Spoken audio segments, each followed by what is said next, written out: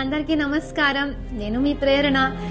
Big boss journey నేను వస్తాను ఇక్కడ ఉంటాను అని ఎప్పుడూ అనుకోలేదు.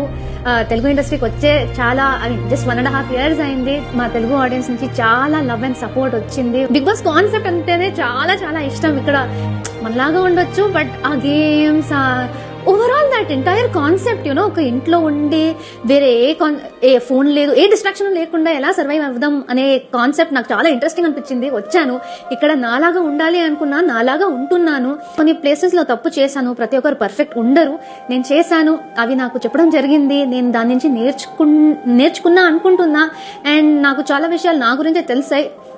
కొన్ని మంచి విషయాలు, కొన్ని బ్యాడ్ విషయాలు. ఆ బ్యాడ్ విషయాలు నేను సెర్చ్ చేసుకుంటే నేను లైఫే నా చాలా బాగుంటుంది. Thanks to Bigg boss.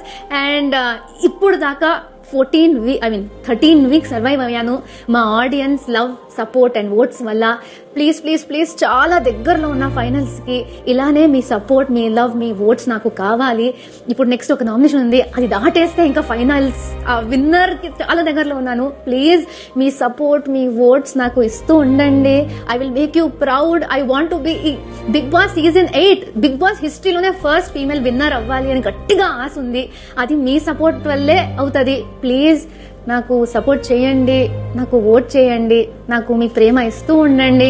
నేను నా బెస్ట్ ఇస్తూ ఉంటా మీకోసం. అండ్ దీని తర్వాత కూడా ఎంటర్టైన్ చేస్తూనే ఉంటా. ఇక్కడ ఉన్నట్టు I need your support. Vote మీది, గెలుపు నాది. Please make me the winner. నేను జస్ట్ ఫన్ గా నాలాగా జస్ట్ క్రేజీగా ఉంటాను. ఈ 2 weeks ఎంజాయ్ చేద్దాం. ఓట్ చేయండి ప్లీజ్.